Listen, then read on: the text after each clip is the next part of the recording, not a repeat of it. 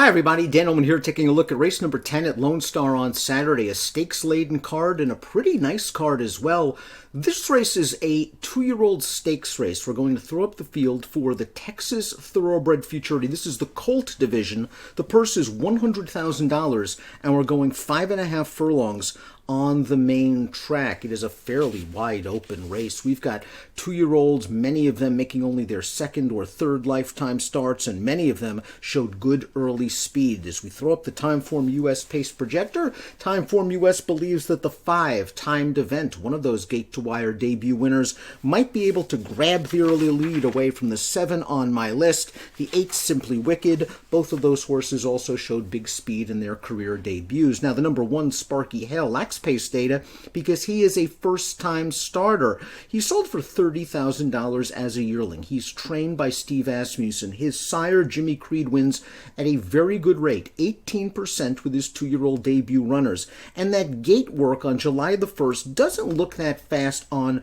the face of it. 4 furlongs and 49 and change, but it was by far the fastest gate work at Lone Star that morning. So perhaps Sparky Hale has some ability. He's going to have to break, though, because there are a lot of other speeds to his outside. The number 2 is Picking Up Strangers, a son of Too Much Bling, who was well beaten in his career debut, the Staunch Avenger at Lone Star on June 13th, and the horse that beat him, Tengo Mis Papales, is also in this race. So Picking Up Strangers is certainly going to have to improve if he is to beat this group. He might get the right pace set up if they really go guns blazing early.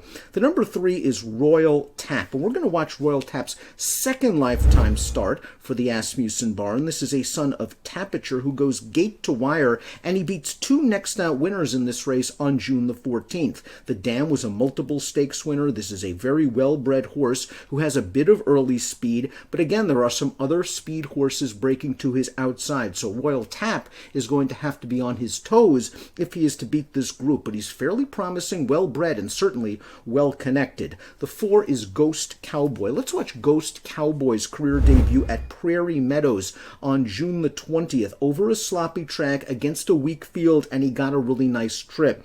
Shooting through along the inside to make a clear lead. Ghost Cowboy is going to be run down late, however, and I think it was a bit disappointing that he didn't polish this race off. He is a son of Shaman Ghost. He should appreciate stretching out another furlong, but I think this is a much tougher field than the one that he faced in his career debut. Here's Timed Event, his career debut, a gate-to-wire score, as we mentioned in the pace projector segment, and he earned a very respectable 57 Beyer speed figure. He beat 2 next out winners in the race. One of them, the horse that finished last, returned to win on turf with a 58 Beyer speed figure. Timed Event, a son of Ride the Times, is obviously very quick from the gate, and he is likely going to be a strong forward factor when the real racing begins. Here's the morning line favorite, the number 6, Tengo Mis Papeles, trained by Brett Calhoun, and I think a lot of folks are going to get excited about his victory because it came in a stakes race. Go into Formulator and check that race out. It was only a 4-horse field. There were 3 first-time starters in the field, and this horse, as we see from the video, simply too much for them. This is how you want to see them win first time out. The son of My Golden Song, by the length of the stretch, 64 Beyer speed figure. This horse has ability, and he is going to be very, very tough if he improves even slightly off of that last race. The 7 is On My List. We'll watch On My List's debut victory for Mr. Asmussen, a son of My Golden Song. The Dam was a 2-year-old stakes-placed dirt sprinter, and On My List is a half-brother to a stakes-placed router named Grass Court. On My List drew away from them in the lane. I like that he was able to survive some early pace pressure, but this race hasn't come back very strong just yet. The number 8 is Simply Wicked, a son of Wicked Strong, who won first time out for trainer Robertino Diodoro. I like the way he won this race. He was hustled out to push the pace in between horses.